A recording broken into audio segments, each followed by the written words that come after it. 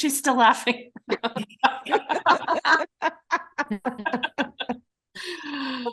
That's so funny.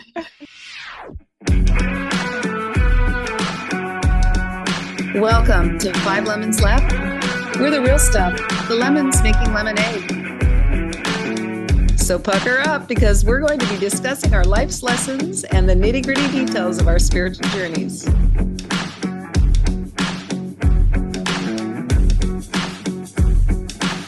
Hey y'all, I'm Amanda. And I'm Drusilla. I'm Melissa. Hello, this is Morgan. And I'm Penny. Welcome to our podcast today. We're already laughing. Welcome, everybody. Welcome. It's so good to be with you guys here today. So sending out love to all who are listening later. Today, we are talking about the beliefs that we grew up when we were a little kid, kind of the thoughts that got pounded into us and how they are reflecting in our lives now. We're going to be discussing the things that we still believe and the things that we've been able to let go of. So Melissa's going to kick us off with a story. Well, hello. So I have a small family. My main family is I have one sister, and we were kind of co-raised with my grandparents.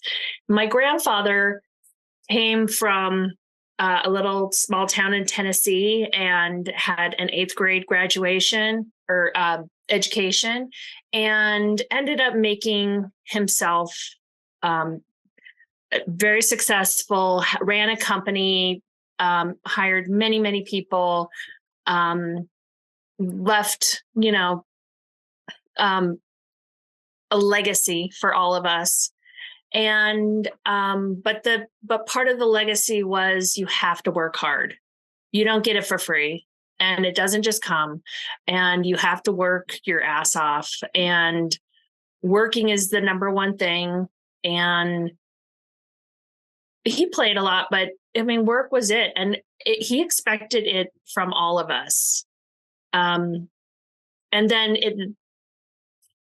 it kind of got translated to, you will go to school, you will get a higher education, you will put your mind to work. And really, like, I really think there is a generational belief in my family that you are not worthy unless you work, and you are not worthy unless you're using your mind to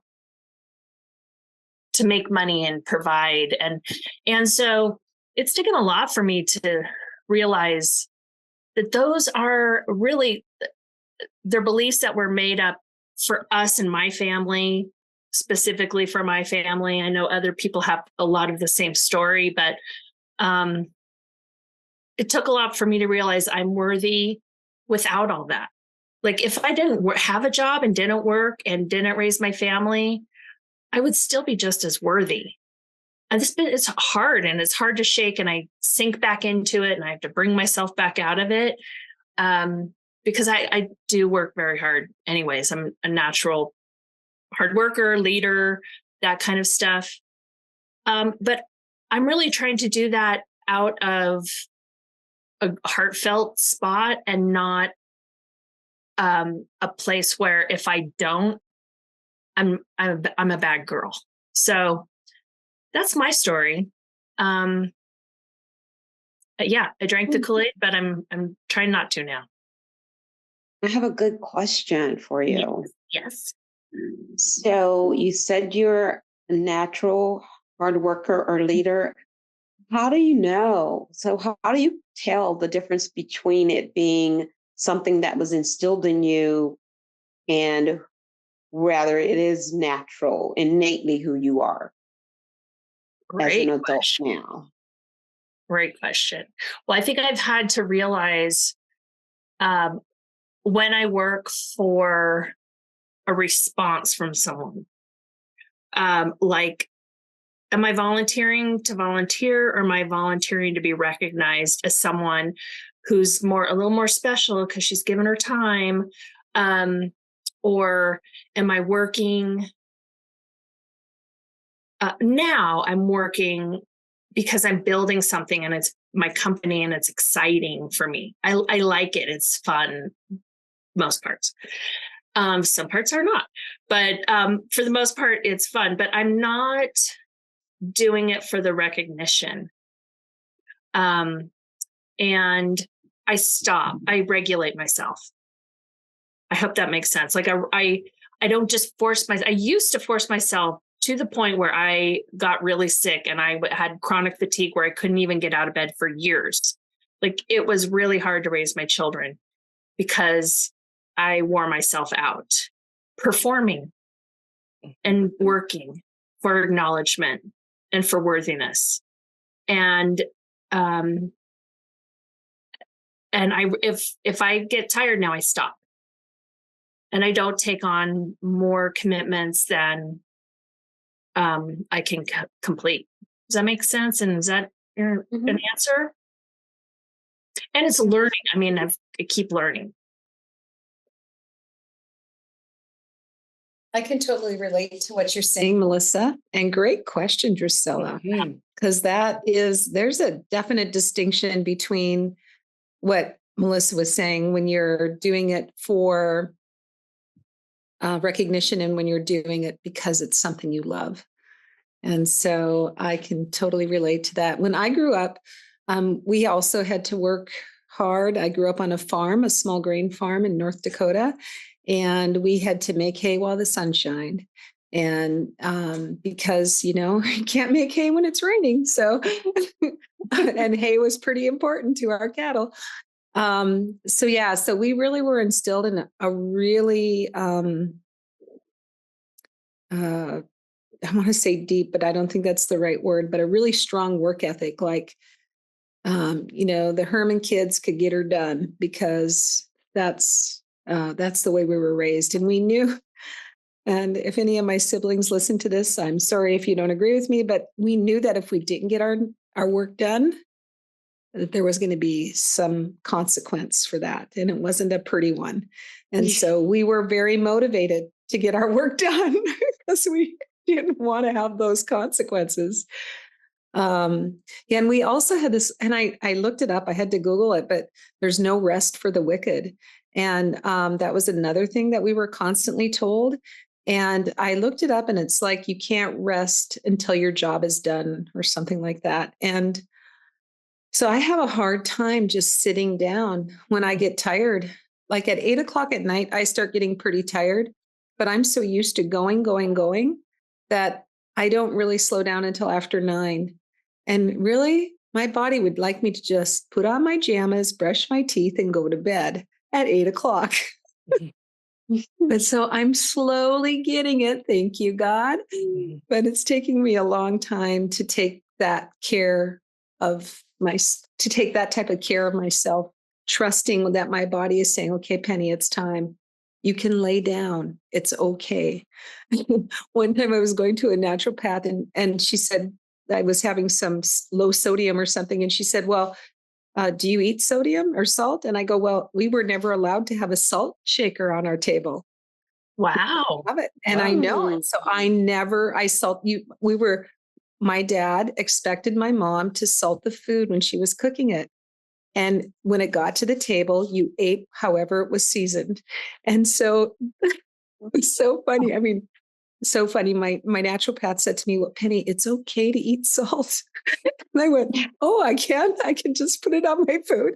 So, I mean, that was another belief, just talking that we had, that you had to season your food while you were cooking it, no seasoning in it afterwards, which is actually not a bad thing now that I've done some other studying, but yeah. Mm-hmm. So what do you expect from your daughters and your kids? How does it translate? How have you translated it to parenting? That's a really great question. I think that probably when they were growing up, I had high expectations. Not probably, I know I had high expectations. I expected them to do their very best no matter what they were doing. But I think now that as I'm getting older and they're getting older, and quite frankly, I can't control them anyway, I never could, but I think that I'm okay with them just enjoying their life. Shit, it's too short. This freaking work. I mean, yeah, it's important to work, but spending your whole life, working at something that you may not even love doesn't make any sense to me any longer. Do you think, I think people are like, kids are moving away from finding a lot of identity in hard work. I mean, not that they're not hardworking. It's just that maybe did we think we got the tail end of the people who went through the depression and stuff, and so maybe we're doing it. We've changed a little, and they have the opportunity to change that even more, and to do stuff that they love, and hopefully, I know my kids have fully rebelled against it. I have one beach bum. My son literally said this weekend, Mom, if Max starts skiing, you're going to have one beach bum and one ski bum. I'm like, great. So, great. They're enjoying their lives. But yeah, I'm just kind of curious about the whole transition with the kids. And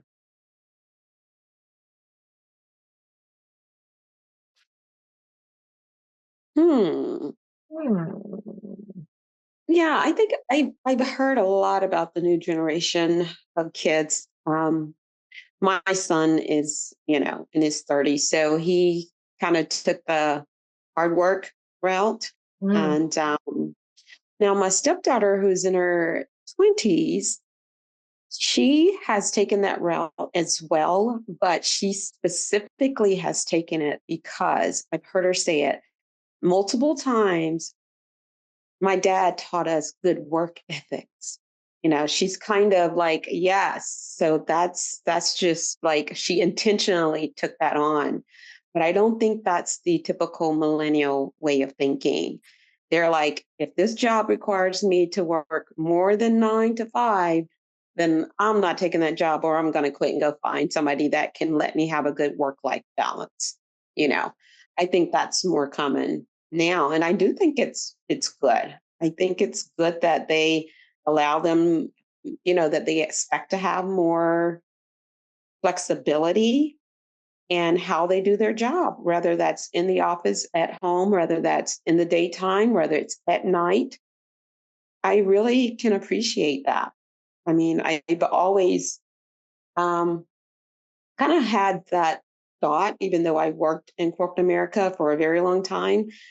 I had a consulting business at one point, and the name of it was work-life balance. And that was before the word became even that popular, because I knew I started to think about, I was in human resources, for my career anyways, but I often thought about how much better it would be if we could hire people and let them decide. I mean, it's just work that needs to be done. So why does it have to be done between 9 and 5? And why does it have to be done at a certain time in a certain way? That's what the premise of the consulting company that I had was, to go and teach other corporations about how to implement work-life balance on a larger scale for their employees, to feel like they have some control over when they do their work and things like that. So yeah, I say kudos to the new generation of people and how they choose to show up for work. Yeah. Melissa, you brought up a good point. You said something about, I don't know what exact words you say, but what I got from it was it's the intention behind the work. It's the vibration of why you're doing it. I learned my dad was a very hard worker. He owned his own business. He took, phone calls at the table. Like it was work 24/7. And when I was younger, I really rebelled against that because I was from a split household. So part of the time with my dad, part of the time with my mom. And I resented that a little bit growing up because my dad, what I perceived was my dad was putting work ahead of family time. So I had some resentment around that for a long time. And I did have a career in the spa industry where I worked, 60 hours a week was kind of average. And like my life was around that. And I used work as like meaning in my life. I used it as an escape for doing things, because I could go to work. Like that was my purpose. Wow. And yeah, so it was, I believe I learned that from my dad. And Vaping. also some of the resentment around money and not wanting to do that. And I made a lot of meaning around how he valued our time together. I'm not saying that was true. I know my dad loved me. And when I was younger, my brain just couldn't wrap around the fact of his work ethic and what that meant to me growing up. And I am unlearning that. So I did live that way for lots of years, not even knowing that that's kind of where I got it from, and that it was okay to put work ahead of everything else. I mean, that's just what you did. And now my husband and I stopped doing that, and we changed our stars. And it was just amazing how different it feels, how different life feels, that Priscilla, that work-life balance. And now I'm pursuing a whole nother career with a spiritual thing. And the vibration behind it is completely different. I'm not up to working 60 hours a week, like if I did actually kept track of my time, it would not be that. And I feel like the quality of my life is so much higher now. And I also feel like I'm moving towards like really engaging in work a different way and enjoying what I'm doing. So Melissa, that you said you were building a business and you sound excited about it. I'm also like in the process of building a spiritual career that I'm excited about, and not forcing myself to do it on any time schedule at all. It's about really what I want to do, what I feel guided and led to do. So that was a learning and an unlearning that I've gone through. Yeah. And part of that also was the identity of drinking the Kool-Aid of you have to have a certain amount of money in your bank account. You have to dress a certain way. You have to drive a certain car.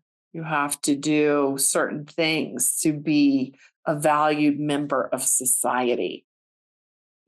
And that is something that I'm unlearning as well. It's to value people differently, or not to label them at all. Like, right, nothing.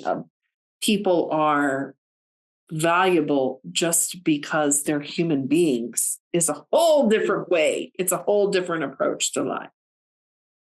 Yeah. Yeah.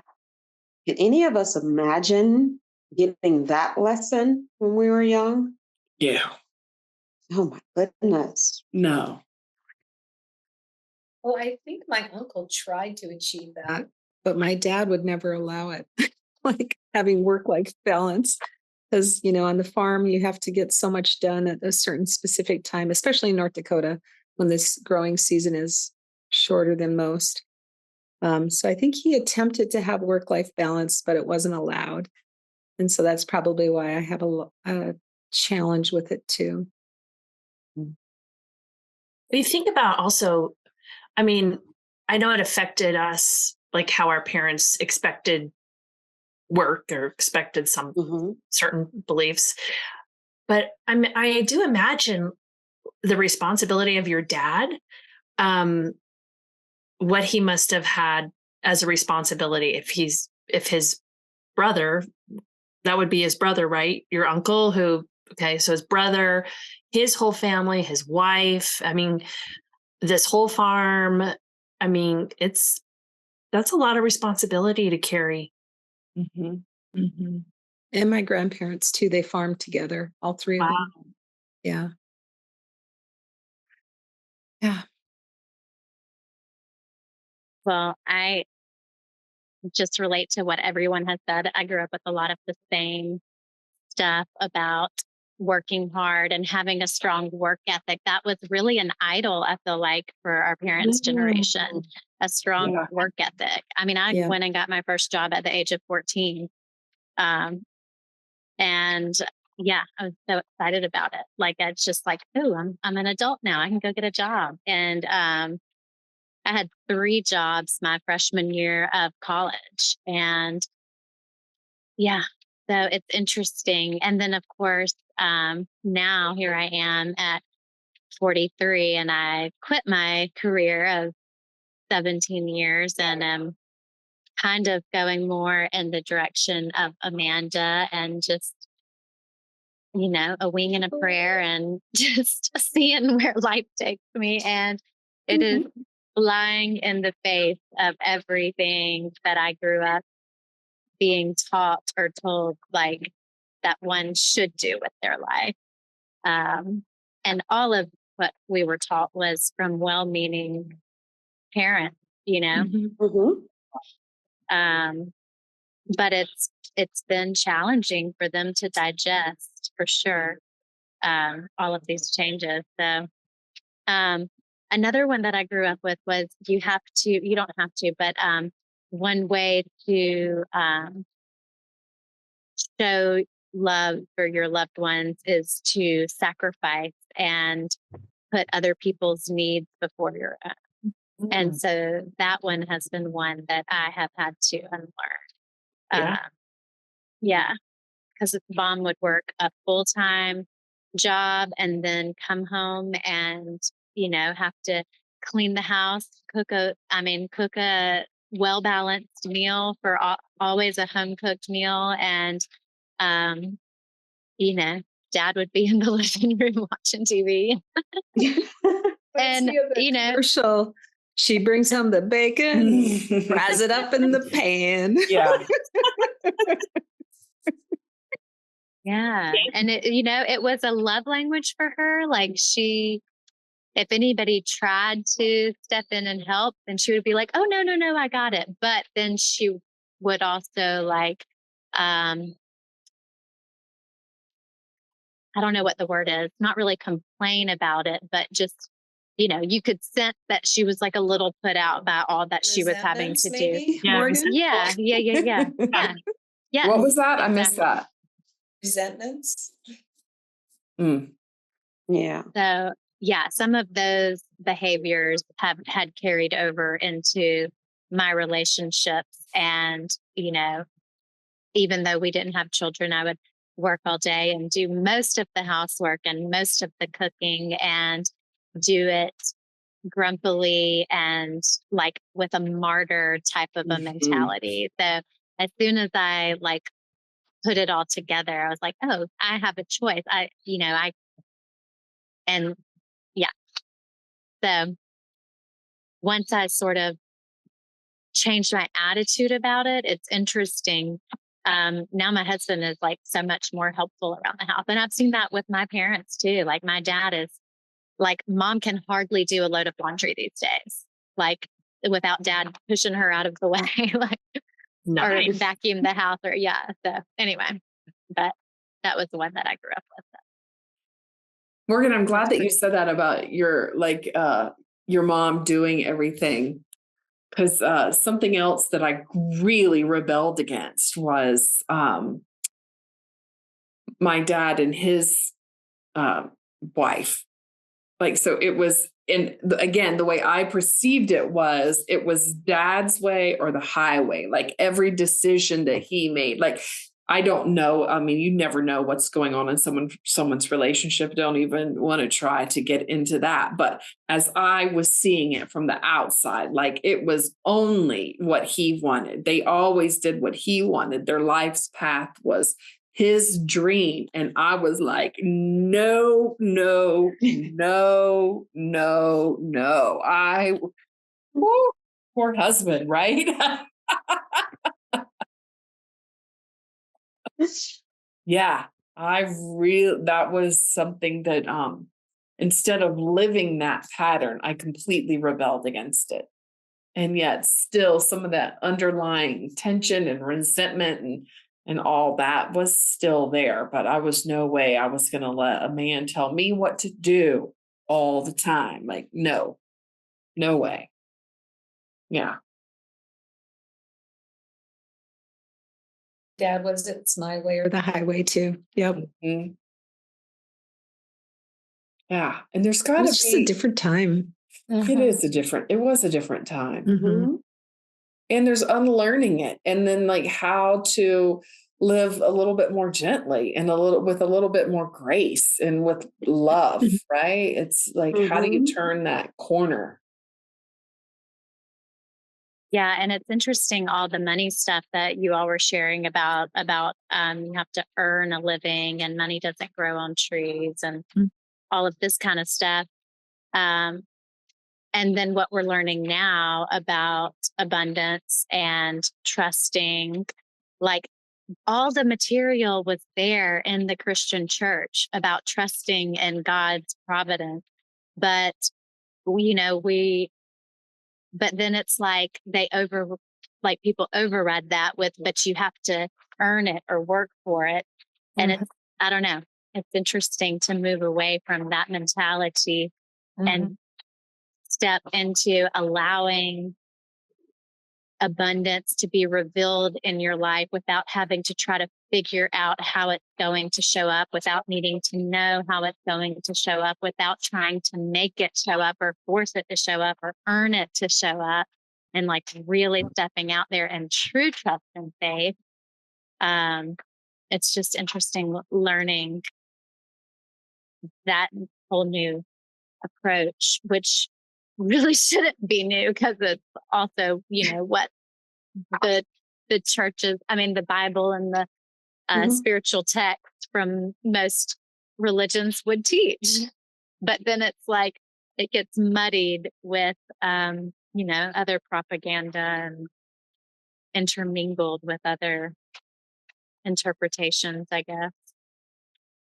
Yeah. Yeah, I've often thought about that, Morgan, especially lately about the whole money and work hard. And I, as opposed to, or let's say in conjunction with, or supplemented by your thoughts about money and your relationship with money. And I know that since we've been in the circle with each other outside of this podcast, that you all know my thoughts on money, and I have a very loose relationship with money. I try not to think about it often, and but I had to think about, well, where did that come from? Because it surely didn't come from religion, and it didn't come from my parents. So maybe there is an innate feeling, like maybe I had something there, just like you said, Melissa, that you know what your natural instinct is as it relates to hard work. Well, I think I naturally, innately had that already about money, that I never, even though we grew up very poor, somehow I knew that wasn't related to hard work. I've always worked hard, but I never told people, well, I work hard to get where I am. I didn't ever feel that way. I felt very just blessed with it. And I will say that I think I attribute it to being good, being kind, and being generous, which is what, of course, really teaches us. So it doesn't, you don't have to be so immersed in something like the Course to really know abundance, because I felt abundant all my life, even though I didn't necessarily grow up with that from my parents. Does that make sense? Yes. Yeah. Mhm. Okay. Did you have a very fearful childhood?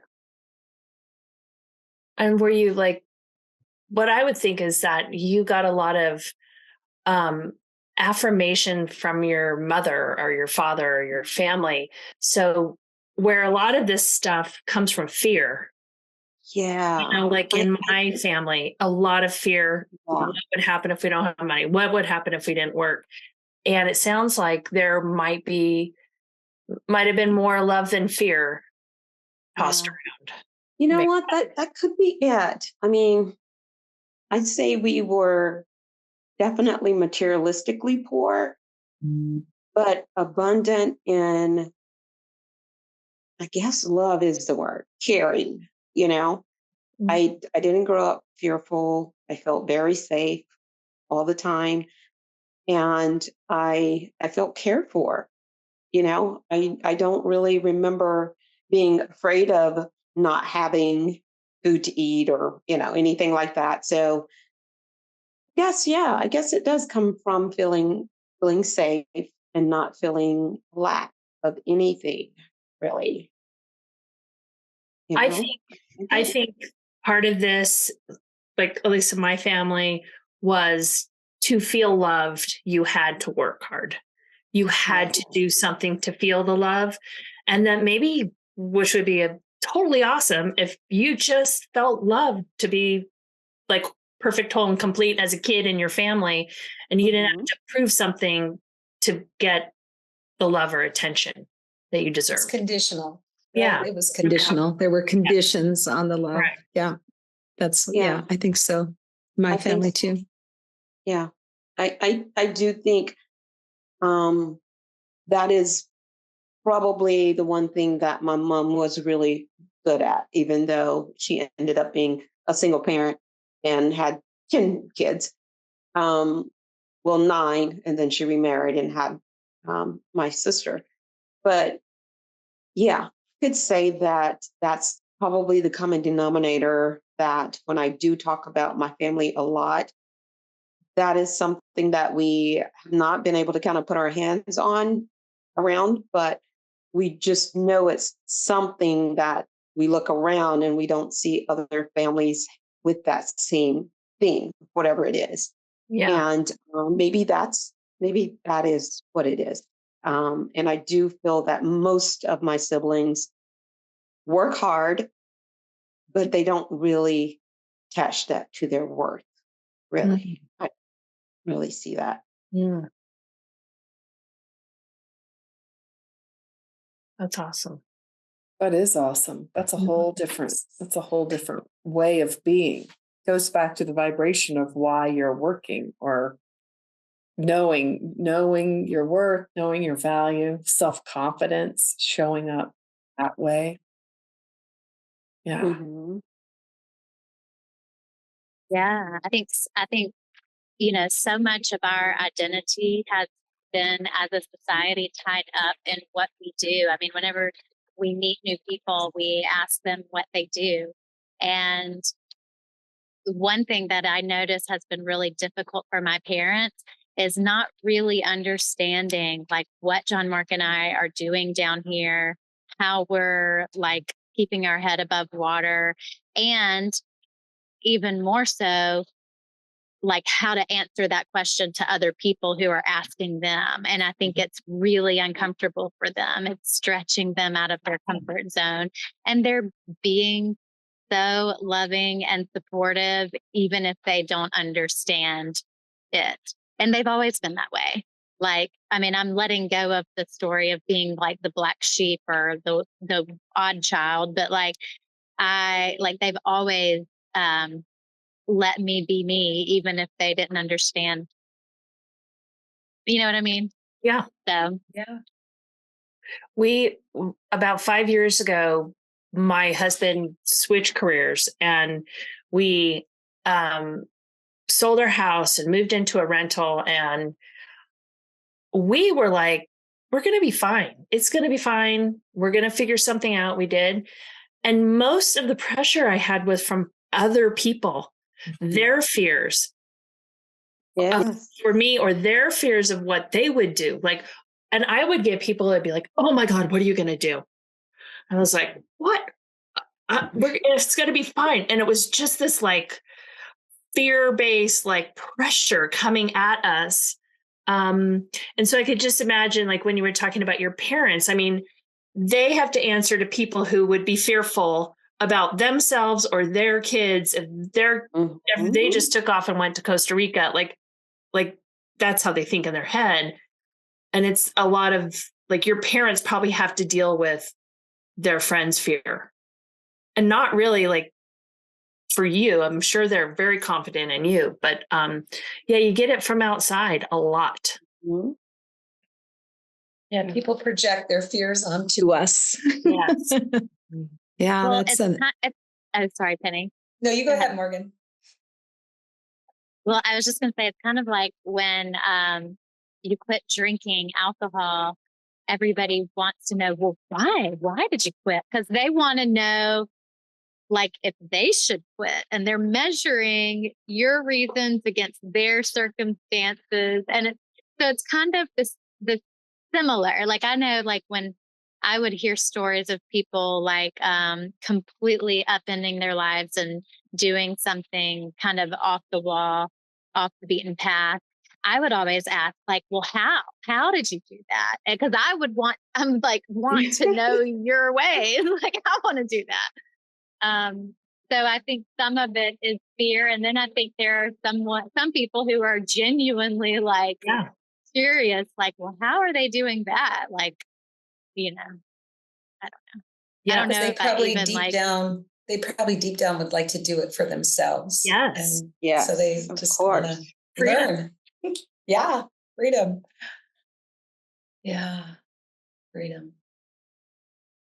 And it is, Morgan, when you said compare, like just letting go of comparing myself to other people or letting go of the whole compare and despair is really life-changing.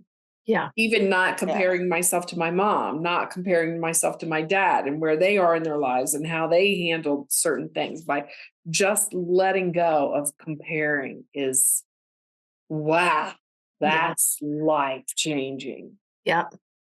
Yeah. Because trying to learn how other people have done it and what worked for them, it's just another form of managing it and trying to figure it out for ourselves instead of trusting God or the universe to deliver our own perfect set of circumstances to us.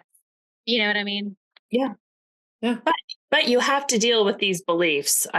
You do. You know, like you can't just do your affirmations and try to, override everything. You really have to, if you're going to trust the universe, like, let's just say my situation. If I really want to trust the universe, I really have to believe that I don't have to work hard to get whatever's coming. And so we've just been discussing all this stuff about our growing up in a system where you had to work hard. So I can't just brush over that. I really have to deal with that and deal with my fear and everybody else's fear coming at us to know that it's all going to be okay. And I can trust and let go. Because I really feel like for years, I said affirmations just to like kind of jump the bridge to the other side instead of deal with these belief systems that kind of muck me up. So, I'm realizing all this stuff kind of has to get worked out to get to the other side. To blow up those false beliefs and really interrupt that, figure out where it came from, why it's running me, and then replace it with a new belief. Yeah. Say that again, Penny. I said we need to blow it up, right? Yeah. Blow up that old belief, figure out where it came from, what's running us, why is it running us, and then replace it with the new truth about really what's true about that situation. Yeah. Yeah. And there's got to be some forgiveness in there, like letting it go. Like once you discover where it came from, like there's got to be some forgiveness and some letting go and some grace and some compassion in there too. Yeah. And some asking for help. Like for me, some of this stuff has been so big for me. I was like, I'm never going to heal this. This is never going to go away. So I've had to like be willing for it to go away and hand it over and really convince myself that by handing it over, I'll get through it. Like the universe will give me the tools I need to blow it up and to heal it so I can get to the other side of the bridge. And when you said handing it over, what do you mean by that? Like just really like doing my part to like kind of think through it and what do I need to blow up, like Penny said, and really deal with it. But then if I have those feelings I just can't let go of, or I just can't forgive, or I just can't move on, I just pray that I get help to do that, like from the universe, from God. There's just things that I think are too big for me to do alone. So I have to do it with a higher power. Yeah. Yeah. And for you, Melissa, or anyone that's talked about this so far, where did the trust come from, though? Because that's the thing. When you transition from thinking that you're doing it to handing it over, there's a lot of trust that has to come with it that the universe is going to deliver. Like, where does that come For me, I've had to, sorry, Morgan. Okay. I've just, it's just what I said. I've had to do a lot of work myself, question my beliefs, be willing to get healed and be healed and to move on and to be, and I mean, literally I've had to pray a lot. Just, God, can you please just help me? I'm really having a hard time here. And then, and just keep at it. And I think it's not that I found trust, I built it. from? Yes. Morgan, you were going to say something? Yeah, I was just going to say that like that is something you cultivate also, like Melissa was saying. And like I have fear come up a lot. And then like I'm thinking, okay, fear is not the vibration that's going to attract these circumstances that I'm interested in, the abundance that I'm interested in, the freedom that I'm interested in, the joy, the expansion, all of the things. And so I do the practices that I believe, but then there's a part of me that believes they work, but maybe they don't work for me. And so then it just reveals a whole other belief that I have to blow up. Yeah. Yep. So still learning all of this, still, practicing all of this. On my positive affirmation calendar today, the affirmation was, instead of wondering, why does this keep happening to me? Reflect on repeated behavior patterns that are giving you the same unwanted results. So it's basically what we're talking about is really taking a look at those beliefs that has you attracting what you really don't want. And and do something different. We all have choice. Yeah. For Maybe me, next trust. time. Sorry, go ahead, Amanda.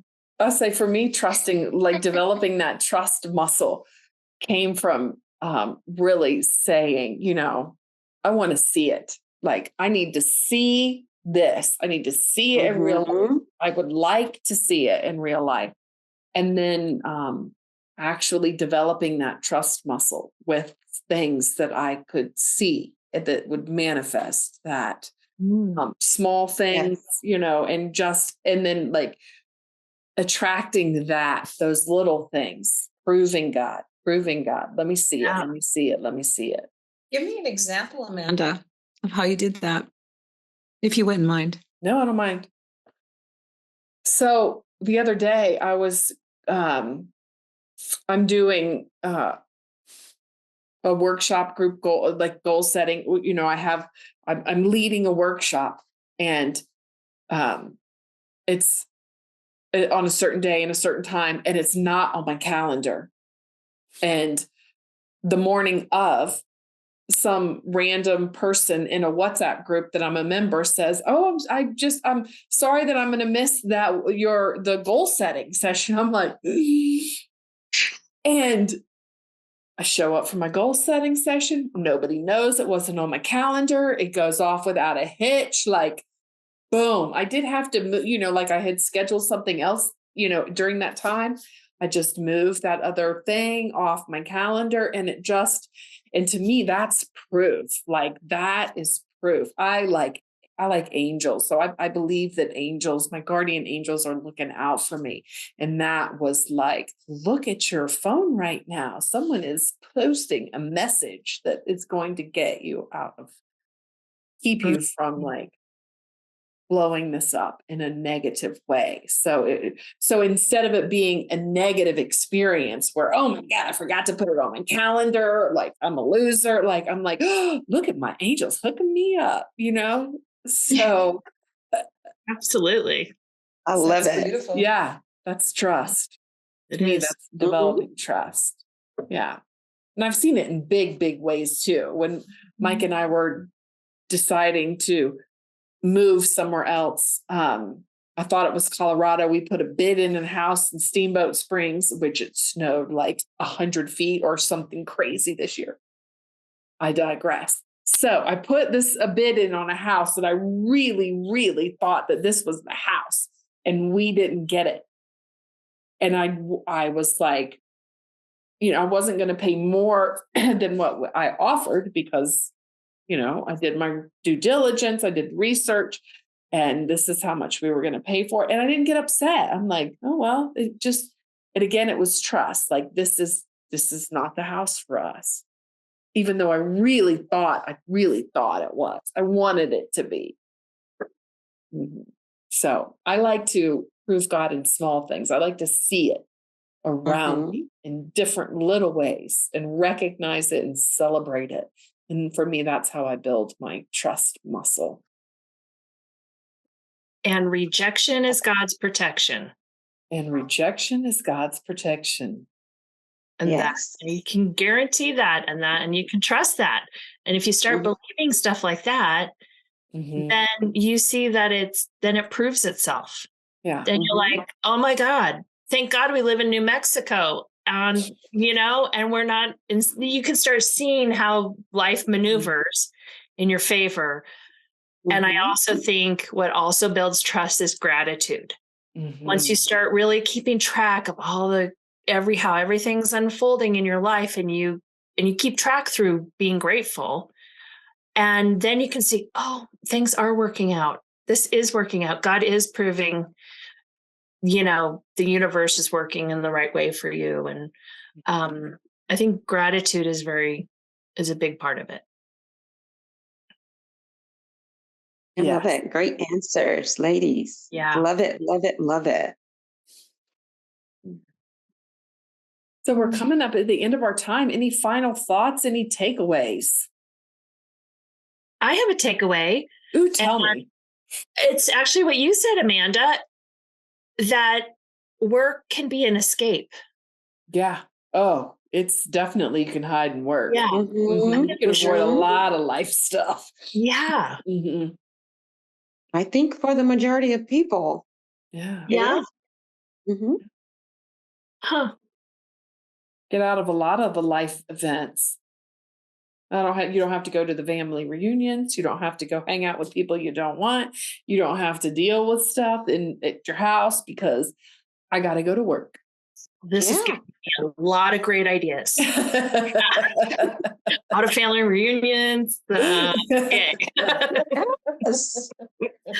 Serious stuff too. I don't have to care for my parents. Let someone that doesn't work. I don't have to care for Exactly.